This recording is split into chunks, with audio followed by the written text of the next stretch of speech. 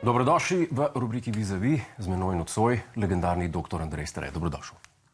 Dobar dan želim. Ljudje te pogrešajo na komentatorski sceni, Andrej. Jaz te pogrešam. Kje smo te sneli trenutno? V komentatorskih vodah gotovo ne. Ne. Ta zgodba je zame zaključena, ta komentatorska. Dokončno? Te vode, ja kaj pa. Ampak dobro, vedno pustim sicer milimeter reže odprte na zelo putne vrat do konca. Ne vem, kaj bi se moralo zgoditi, da bi se vrnil nazaj, ampak vseeno trenutno je ta stvar zaključena. Moje vode profesionalne, ja še vedno delam kot zdravnik v službi, sem šef zdravilišča Life Class v Portorožu, v tem delu izjemno uživam in moram povedati, da se počutim fantastično. Ali sprejemaš nove pacijente, ker jaz sem brez zdravnika ostal osebnega? Ja, zdraviliško zdravljenje je malo drugačno, to ni zdravstveni dom, ne? Zdraviliško zdravljenje je nekaj drugega in sicer ljudje, ki imajo določene bolezni in ki imajo določena stanja bolezni, z odločbo ZZZS pridejo k nam za 14 dni, da jih pozdravimo, da jim damo novo energijo, nov zagon. To je pač zdraviliško zdravljenje izjemno priljubljeno v Sloveniji, tako da moram reči, Portorož pa sploh in upam, da bo še bolj. Kajti seveda vsi radi pridejo na morje v Portorož, predvsem poletja, takrat, ko je vse in ko se dogaja. Ja, fajn služba. Uživaš na obali? Ja. Koliko na teden pa si potem? Kaj ti to vzame? Skozi na relaciji ali živiš tam? Ja, ko sem tam, živim tam. No. Ja. Tako da tiste dni, ko sem pač v Portorožu, preživim tam. Poletje je Portorož seveda živahen, po zimi je pa... Tako kot tale študijo, bolj črn, bolj zameglen. Ja. Sem imel tako pestro življenje, biografijo si izdal. Ja. Pri založbi Beletrina, koliko časa nazaj? En slab mesec nazaj. Slab mesec nazaj. Je že razprodana, je še na voljo za gledalke in gledalce? Ja, bo v kratkem ponatis, tako da so knjige na razpolago. Mislim, da so odzivi lepi, dobri, zanimivi. Sam sem se mogel kar potruditi za to, kar nekaj časa so me nagovarjali, predvsem moja prijatelja Mitja Maršol in pa Peter Kavčič, potem so prišli od ljudi od Beletrine. Moram pa povedati, da sem ugotovil, da je pač pisanje knjige za profesionalce, to ni za amater, jaz sem pa amater. In sem se potrudil maksimalno, veliko dela je bilo vloženega in moram reči, da sem ponosen, ko je knjiga išla. Vesel sem jo, večkrat jo prelistam in rečem, mater, še tole bi mogel dodati, tole mogoče, če bi ta stavek tako obrnil, ampak to je vedno pri vseh stvari. Kakšen je to občutek, človek napiše biografijo svojega življenja, kaj potem reče, zdaj sem pa zaključil svojo profesionalno pot, ali še vedno živiš naprej, še vedno ustvarjaš zgodbe? Tako, ne. Kakšen občutek je to? Materijala je še za kakšno knjigo. No? Jaz sem predvsem izklopil osebno življenje. Zato, ker sem rekel, da nekaj mora zame ostati, da bi vse stvari dal na papir pa razlagal, tudi morda ni, jaz ne govorim o morali pa o etike, ampak pravim, ljudi ne bi vsi razumeli tako, kot da bi bila ena stvar narejena, doživeta, občutena. Tako da, ja, to sem pustil, ta osebni del sem pustil ob strani in ga imam zase. Jaz vedno govorim o eni hiši. To je hiša mojega osebnega življenja, v katero nimajo vsi vstopa. Vstopnice delim jaz, ne? Dobro. In to je to. Kar se pa tiče mojega dela naprej, bom delal toliko časa, dokler bom čutil to strast, to željo po delu. Upam, da še kakšnih 10, 20, 30 let bomo videli. Dobro. Kot mladostnik sem prebral v researchu, da si bil bolj lenuh, da se ti ni dal brati pa to, da si... Ja, pa ne lenuh. Poslušaj, vidiš, to je tisto, kar sem rekel, ko bi ljudje morda nekaj narobe razumeli, kot je bilo drugače. Jaz sem, ne bom rekel za sovražo, ampak zelo negativen odnos do branja knjig dobil v srednji šoli, kjer so nas posiljevali z domačim branjem. Poznam. In zato sem jaz nehal knjige brati. Poznam. Ker sem bil posiljen, a ne? Ja. Poznam. To je koga je zakriviti? Izobraževalni sistem? Ja, takrat je bil pač takšen izobraževalni sistem. Jaz sem šel v gimnazijo leta 1970 do leta 1974, pa ti moram povedati, da hvala Bogu, da sem imel take dobre sošolke, da so me tisto vsebino napisala v moj zvezek. Res mi ni bilo od tega. Raj sem prijel žogo, pa jo metal na koš ali pa kitaro pa zaigral, ampak to pa res ni šlo. No. Zdaj pa je neka zanimiva zgodba, kako si se odločil za medicino. Ja, zgodba je taka kot zgodba. Ne. Ljubezen v teh letih naredi svoje in tudi pri mene to naredila. Dobro, in to je? Odločitev. Tako je. Hiša vstopnica. Hiša vstopnica, nimamo te vstopnice. Ne. Sam študij medicine, na to imaš lepe spomine. To ti je pa šlo, za razliko od... Brez problema. Ja. Medicina je bil fajn študij, moram reči, da sem srečal ogromno dobrih ljudi, s katerimi še vedno se srečujem, prijateljujem, tako da to je bil zadetek v polno. Če bi šel pa še enkrat medicino študirati, pa ne vem, verjetno bi se mogel v gimnaziji še enkrat zaljubiti. Se pravi, ne bi prišlo do te odločitve v nasprotnem primeru? Težko. Težko, ok. Bi pol hitrej postal komentator? Športni komentator? Ja, mogoče. Kdaj je prišla pa ta zgodba? Ta zgodba je prišla tudi popolnoma nepričakovano.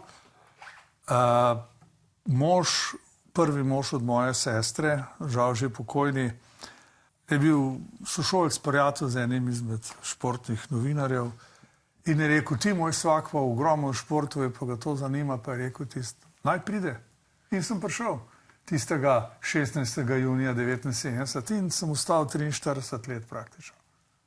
Takrat ni bilo tako enostavno prijeti, danes prije vsak ne. Ravno obratno, danes vsak metal za rizulce, ki pride za mikrofon, lahko prenaša nogomet ali pa ne vem kaj ne. Zdaj sem ene parkrat poslušal ene projekte, pa sem rekel, Madonna, ni tako nepričakovano, da me ljudje pogrešajo za mikrofonom. So bile takrat audicije, zdaj se pravi govorne vaje, zdaj za razliko od danes. To je bilo vse pod B. Jaz sem se prijavil na radijsko audicijo leta 1977, pa niso potem nobenega vzeli. Na tisti audiciji je bilo glavno, če obvladam družbeno-politične organizacije v športu in ne vem kakšne stvari, vse ostalo je bilo pač manj pomembno. Ne? Na televiziji si pa prišel, če si splaval, če ne pa ne. Mnogi znani ljudje, ki jih danes gledamo v parlamentu, Evropskem parlamentu, so bili pri nas v športnem programu. In moram reči, da so prav gotovo nekaj odnesli od tega. Ne? Novinarstvo, športno reporterstvo na televiziji je bil neki privilegij takrat. In zelo malo ljudem je uspelo vstopiti v to sobo. Katere osebe so bile takrat najbolj ključne pri tvojem udejstvovanju? En je bil Ivo Milovanovič, drugi je bil Marko Rožman, tretji je bil Tugo Klasinc. To so bili ljudje, ki so bili najbolj majorni, da sem jaz nekako ta odskok naredil na televiziji. Pa seveda sam za svojim znanjem, delom, željo in idejami. Mene so recimo olimpijske igre v Lake Placidu dvignile iz ničle. Takrat je bil nad mano navdušen Mito Trefalt, ki sicer ni bil najbolj vesel, ko sem prišel. No, on tako ni bil nikogar vesel. In potem je bila stvar lažja. In Mito mi je enkrat rekel, zapomni si, ko si na vrhu, uživaj, dej si duška do konca, prav mogoče, oziroma verjetno nikoli več ne ošta. In točno to je res. Ampak ta tvoj vrh je trajal leta in leta. To ni bil Lake Placid vrh pa potem. No, ne. Takrat sem začel graditi to piramido, svojega, bom rekel, svoje prepoznavnosti. Ne bom o uspehu govoril, pa ne vem, o legendah, pa to so drugi mi pridali te besede. Ni bilo enostavno, bilo je pa prima, fajn, luštno, ne vem, kaj bi še rekel, kakšen domač izraz, da bi ga zastopali vsi v Prosenjakovcih, v Spodnji Kumgoti in v Rižani, ampak tako pač je. Zdaj, veljaš za človeka, ki pove, kaj si misli. In to si tudi velikrat pri komentiranju se slišal. Ne lepšeš pa tega. Se ti zdi to plus? Se zdi tvoj zaščitni znak, ali te kdaj je to teplo? Oziroma si to sprejel kot neko slabo karakteristiko? Ja. To je Gemini, to je lice dveh obrazov. Ja, to je moj zaščitni znak bil, vedno sem povedal tisto, kar sem si mislil, kar so tudi Slovenci mislili, pa se niso upali na glas pač povedati in zato je morda moja priljubljenost tako narasla. Ljudje, ki so pa to vzeli kot slabo, so bili pa eni, so mislili, da so moji konkurenti, drugi so pa se obnašali po slovenskem, seveda, nacionalnem karakterju, po zeleni zavisti, fušiji se reče v lepi slovenščini. Ja. In to je to. To je to. Vsi bi bili radi popularni, potem tudi bogati, prepoznavni, da te punce obožujejo, da ne vem kaj, da ti policaj ne vzame vozniške in tako naprej, ampak to hišo je treba zgraditi. In moram reči, da mi ni žal, da sem jo na ta način gradil. Res da, pa ti moram povedati zelo odkrito, da ko sem to počel, nisem imel v glavi, v mislih in v svojih čustvih, da moram tako delati, da bom uspel. To je prišlo pač vzporedno s tem. Ja. Očitno sem Slovence prepričal. Če bi se izpel, pa če te ne bi marali, te očitno ne bi pogrešali. Ja, to je pa tudi res, ja. Da veljaš za enciklopedijo podatkov, pa to je to posledica tvojega izjemnega spomina ali je to tak interes v športu? Eno in drugo. Eno in drugo. Eno in drugo. A res obstajajo neki zvezki, kjer imaš neke podatke not zapiti? Ja, jaz v bistvu sem te svoje stvari sem hranil in njih hranim, ker jaz svoje dokumentacije nisem nehal dopolnjevati. Nekaj imam napisano na papirju, v zvezku, nekaj v zvezku, računalniku, najpomembnejši del je pa tlele noter, Jure. Dobro. Ja, v glavi. Spomin 1A. Spomin, tako. Ja. In vedno tako, fotografski spomin. Ja, zdaj to fotografski spomin, zdaj pravzaprav te definicije niti ne poznam. Znam samo spomin kar dober. No. Ne za vse, ampak za stvari, ki si jih hočem zapomniti, pa bil sem znam potem sam presep, da sem si najbolj zakomplicirane samostalnike imena lastne zapomnil. Ok. Ja. To je kar občudovanje vredno. Ja. Bo drugi del biografije, kjer bo to digitalizirano in izdano zraven, te tvoji zapiski? To ni slaba ideja. Ideja je odlična. Vprašanje je, če se bom še kdaj lotil take stvari. Moram povedati, da sem to avtobiografijo tudi prebral. Približno 6 ur je tega teksta, tudi na beletrini. Audioknjiga. Audioknjigo. Moram reči, da je bil to kar napor. Prebrati celo. Ja. Napor, 5-krat sem se lotil, oziroma v 5 delih sem to prebral. Sem pa sam pri sebi potem videl, da nisi vsak dan enako razpoložen. Vsak dan ene besede, enega stavka ne prebereš enako kot jutri ali pa čez 3 dni. Ta knjiga zvočna to je zanimiva stvar, sigurno. Če pa še kdaj kaj pisal, ti pa ne moram obljubiti, kar zaenkrat ne vem, pa se bolj nagibam k temu, da naj profesionalni pisatelji pišejo knjige kot moj prijatelj Tadej Golob, s katerim so tudi skupaj delala v športnem programu. Takrat je bil tudi recimo evroposlanec Milan Zver pri nas v športnem programu, pa Eva Irgl recimo. Pa še bi jih našel. No, en je Marjan Šarec, pa ni bil v športnem programu, je bil pa... Ne, Marjan Šarec, Serpentinšek pa ni bil pri nas. Serpentinšek je bil drugi. Serpentinšek pa ni bil pri nas. Je bil pa tudi RTV-ovc. Ja, je bil. Ja, je bil kar lušten takle džokej. Ja, zdaj ga pa ni. Ja, zdaj je pa drugi. Zanima me, kdaj med vsem tem, kar smo se zdaj pogovarjali, je čas za potovanja ti ostalo v življenju. Ker tale seznam potovanj, ki sem jih videl, pa verjetno nisem narobe razumel, je zelo eksotičen in ekstremen za moje pojme.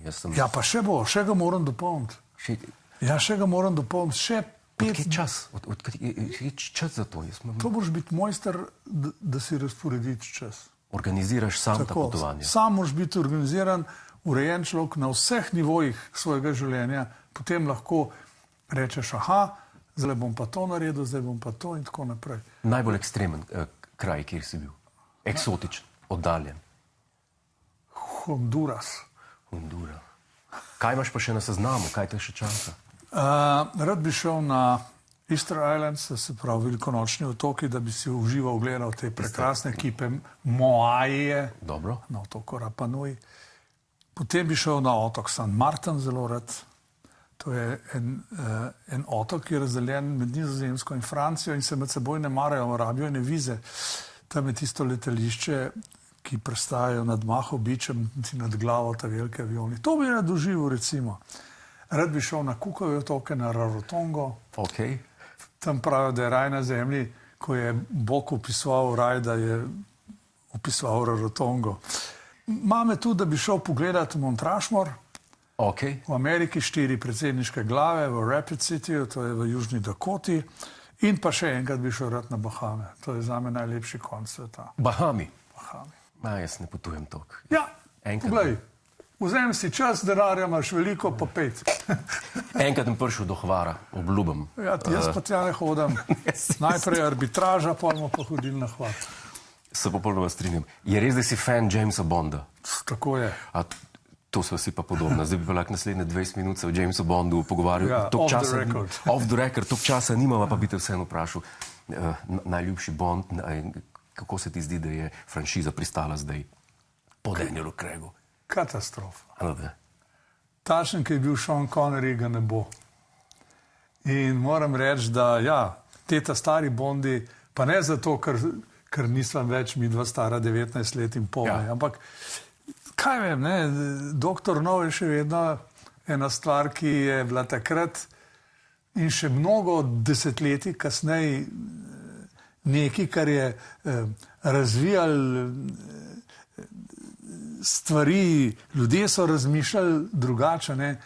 Mnogi so se identificirali z določenimi stvarmi in to je v redu. Ta James Bond je fantastična franšiza. To, kar je pa danes, je pa, ne vem, mene ne veseli več. Ne več, a ne? Ne. Kaj pa tisti, ki je bil samo enkrat? On Her Majesty's Secret Service. Ja, to je bil George Lazenby, tega avstralski igralec mene pravzaprav ni motil. Tam v tistem filmu je igral Telly Savalas pa Diana Rigg. In seveda to se dogaja v švicarskih Alpah, blizu Engelberga, tam na Pilatesu. Ja. Tam je zdaj en muzej postavljen. Ja, no teh muzejev je kar nekaj. Jaz sem bil leta 2003 na 40-letnici prvega filma Jamesa Bonda in ta prireditev je bila v Engelbergu. In takrat so bili vsi živeči Bondi in sem dobil eno lepo nagrado, oziroma vsak jo je dobil, ko smo šli. Sean Connery mi je dal kravato, zlato kravato. Ne. Ja, seveda, in tisto sem imel samo enkrat sem imel. Ko sem bil v Odmevih, ko je Tina Maze osvojila zlato medaljo na svetovnem prvenstvu v smuku. Zlato kravato Vsak je dobil zlato kravato, gor je narisan Titlis, to je ta gora nad Engelbergom in Sean Connery je to vsak mu dal. Ali mi daš to kravato? Ne. Ok, najlepša hvala. Ti jo pa posodem, ti jo. Zdaj popoldne. Enkrat bi šel rad malo po Ljubljani osvajati, pa bi rad... To jaz mislim, to se pa lahko zmenilo. Andrej, najlepša hvala, da si vzel čas za nas, za rubriko Vis-a-vis. Mi je bilo čast, da bi bil naš gost. Želim ti srečno naprej, da bi se dobro imel v Portorožu. Če boš pa še kdaj komentiral, kaj bomo pa zelo veseli seveda. Hvala tudi tebi. Moram ti povedati, da ste prva televizija, na kateri sem nastopil, odkar sem zaključil na RTV Slovenija. To mi je pa še toliko bolj v čast. Hvala ti lepa, tudi za vabilo. Hej, preden greš, klikni tukaj in se naroči na naš YouTube kanal. Imamo pa tudi TikTok, Instagram in Facebook, tako da le urno.